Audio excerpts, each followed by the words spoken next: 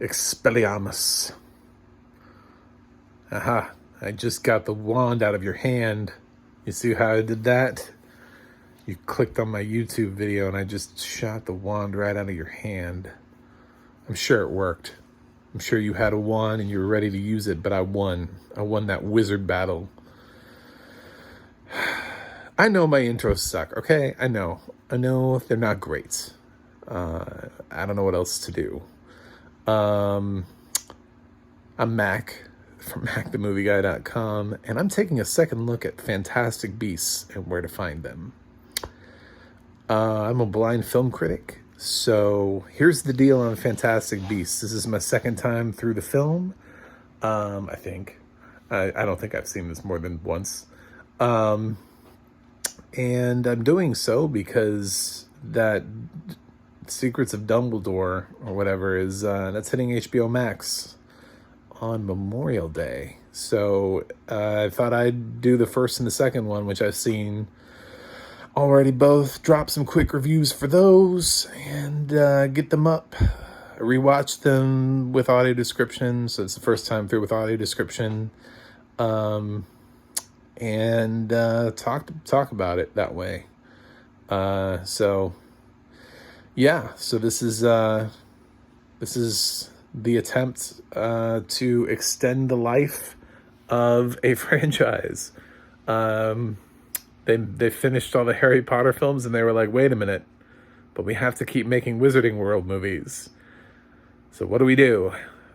Oh yeah, Fantastic Beasts. I'm actually really surprised they didn't make a Beetle the Bard movie. So, but this first film is actually, I liked it better the second time around.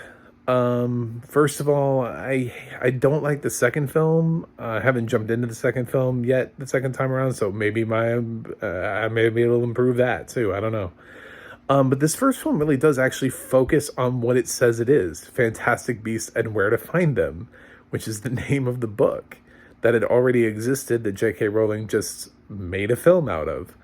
And then she made a film, and then somebody was like, "Oh, that's great, but actually we're gonna need to make 5 of these. So if you could find a way to do that." And she was like, "What?" So that's why we have a plot, is because the first film actually kind of makes sense, and then we go into this Grindelwald bullshit that just like weighs down the plot, and suddenly Newt Scamander is no longer looking for fantastic beasts and where to find them. He's looking for Grindelwald and trying to save the Wizarding World. So, but the first film, because it stays true to actually what its premise is, it's neat, it's inventive. I like the creatures. I love Jacob. I literally cannot express enough love for Dan Fogler. I want to give him a hug. Jacob saves this movie in every single way possible. He saves the second movie in every way possible. I just want, like, if they want to make more Fantastic Beasts films, I think I speak for all fans of this franchise when I go, if you just made the 4th film called Fantastic Beasts: The Adventures of Jacob, I'm sure it would do more money than the Dumbledore film. And just send Dan Fogler off somewhere. Pair him up with Queenie. I don't know. I don't even know what happens in the 3rd film right now. Maybe that's impossible. But I feel like just an adventure with Jacob and Queenie, and no one else would make more money at the box office. He's such an endearing character. He's funny. He's your average Joe. He's got that vibe to him, but he's kind, and he's willing to take up the challenge. And I've never fully appreciated so much that character until I saw the second film, and then saw how far we were deviating from the first film. And when I came back to this one, I was like, oh, thank God, we're actually looking at some Fantastic Beasts here. The cast here is really good. I thought Eddie Redmayne was a great Newt. The actress who plays Queenie, who I'm less familiar with her and her work and her name, so it doesn't come to mind. She's great in her role. Catherine Waterston, I could take her or leave her. She's, she's an okay actress. I just literally could take her or leave her. That actress could have been anybody, and I would feel probably about the same as that role. She just gets dwarfed. She's up against so many other. Her role just isn't written in the way that immediately endears you to her.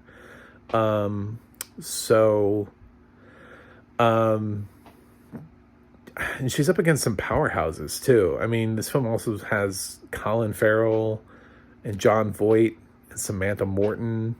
I mean, those are some tremendous actors when they really want to be. And some people who don't get nearly enough praise, like Dan Hedaya is in this, Ron Perlman. This has got a great cast. Carmen Ejogo. Yeah, it's a great film. Oh, and yeah, Ezra Miller's in this too. And that I didn't really like his performance the first time around, and I still don't really like his performance. It has nothing to do with what's going on with him in the real world. I loved him in Perks of Being a Wallflower. I didn't really get the angsty thing. He was one of the things that kind of ruined the film for me the first time around. However, he felt less important the second time around, and I just started looking at other things and focusing on other things, and I don't know, I didn't let him ruin it for me this time. So, but he was definitely on the lower end of my experience the first time. So, yeah, this actually improved for me. That's rare. I feel like most films, they either improve, they stay the same, or they get worse. You have three choices. Films will either get better over time, the more and more you watch them. I've seen films I haven't liked, they have gotten better, and then I end up liking them as I watch them more. And I've seen films that I like and they don't age well. And then you watch them like years later and you're like, oh, what was I thinking? I used to like this film. So that happens. And then there are films that just kind of stay the same. You like them the first time, you like them the second time, you like them the third time, just the same. Or you hate it the first time, you hate it the second time, you hate it the third time, just always the same. But Fantastic Beasts, I actually like this more than I remembered to like it. So, I don't know what's going to happen with the second film, because I didn't like the second film. I don't know where the third film's going to land. I have no idea, but I'm excited for the future. I'm loving reliving Jacob. I'm loving going through his role again, and seeing Dan Fogler just really create this wonderful character. So I'm going to give... Oh, I have to say something about audio description. So, the audio description in this is really great and really useful because of the Fantastic Beasts. It matters a little bit less about the context of the wizarding world. It's a little less worried about, making the world make sense and having to go into like great detail about that. Because I think this film assumes everybody saw Harry Potter, and that's the only reason anybody would want to watch it. So they don't need to explain a lot. And everybody else is humans, so they kind of look like themselves. So there isn't really a lot of weird description to do other than some of the magic that's cast and the Fantastic Beasts. So a lot of the work is done on the Fantastic Beasts, and it's really well described. I actually did get to see this. This is something I've seen. I did not get to see the second one. So if you're trying to figure out the timeline of when did his blindness hit? Well, it was between the first and the second one. So I actually saw the second one. Maybe that's another reason I didn't like it, is because I saw the second one without audio description in theaters. Theaters around me have a bad habit of not having working audio description, which is why I review a lot of the streaming service movies. Anyway, so that is my final thoughts on that. I noticed that there was nobody was listed at the end of this. So whichever person did this, thank you. Good job. I don't even know the service. None of it was named at the end. Sat through the whole credits for this. And they did read the credits, by the way. That was a plus. That was a plus I will say about the film, is this is one of those films. Sometimes the narration drops out and we get no credits, and then we just suddenly get the voice at the end that makes sure to let us know not to pirate the film and where the audio description came from and that no animals were harmed. But this one actually reads, a chunk of the credits. So enjoy. I'm going to give Fantastic Beasts and Where to Find Them a B+. I think I never go back and check my grades because I don't want to color my opinion based on that before, because I feel like I'm always seeing more films. So the amount of films that I've seen since the first time I saw Fantastic Beasts continues to shape my overall experience of what an A is and what an F is. And that's only going to grow as I get older. When you start out young and you're like, oh my God, this is an A. I mean, if you walk up to a 10-year-old and you're like, what film do you think is an A? And they're, they're going to tell you something silly. They're going to, I don't know, Teen Titans Go to the Movies is my favorite film. and then, that same person 20 years later is going to be like, Seven. I loved Seven. That's my favorite film. It's like two totally different films.